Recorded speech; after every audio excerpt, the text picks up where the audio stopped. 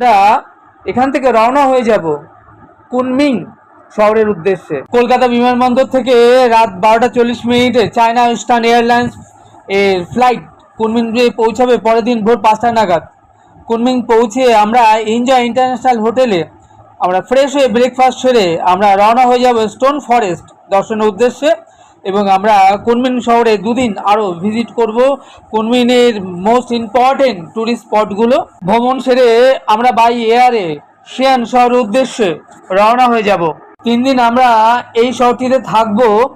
প্রথমে আমরা যাব টাং ডাইনাস্টি শো দেখে, এরপরে আমরা এখান থেকে ভিজিট করব টেরাকোটা ওয়ারিয়ন মিউজিয়াম। তারপরে আমরা যাব সিল্ক হাউস সাইট সিন দর্শন সেরে আমরা যাব বিগ ওয়াল গুজ প্যাগোডা দর্শন করতে। এরপর আমরা শেয়ান শহর থেকে বুলেট ট্রেনে চেপে 350 kilometre per hour high speed ট্রেনে যাব বেজিং শহরে। আমরা এরপরে বেজিং শহরে কেএফসিতে ব্রেকফাস্ট সেরে আমরা টিয়ানানমেন স্কোয়ারে যাব কুংফু শো দেখতে। বেজিং শহরে আমরা 3 দিন থাকবো।